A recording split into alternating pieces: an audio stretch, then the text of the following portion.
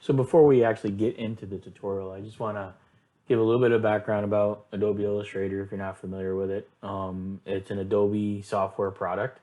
So easiest way to get it is to go to the adobe.com and look for creativity here, and you can start your free trial.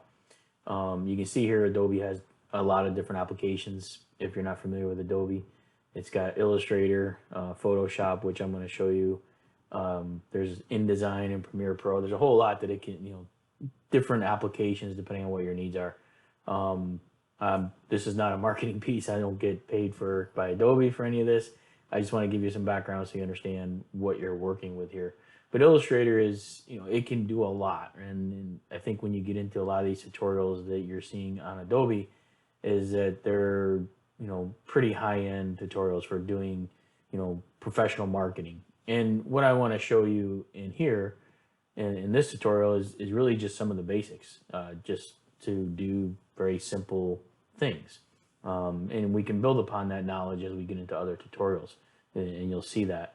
So I've downloaded it. If you don't have Illustrator, you can download it. You can do a free trial. The Creative Suite is I think it's like $30 a month, and you get access to all the applications, which is actually a really good deal if you're doing a lot of graphics. So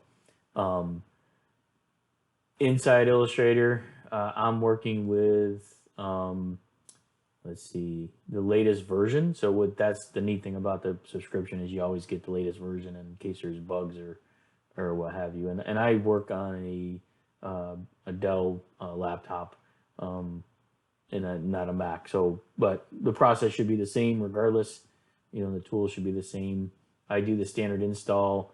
So hopefully you'll be able to see some of the commands that I'm showing you, through the menu bar. And then over here, I use the properties tab and a couple other features, which I'll show you how to access as well. So again, I'll keep it simple.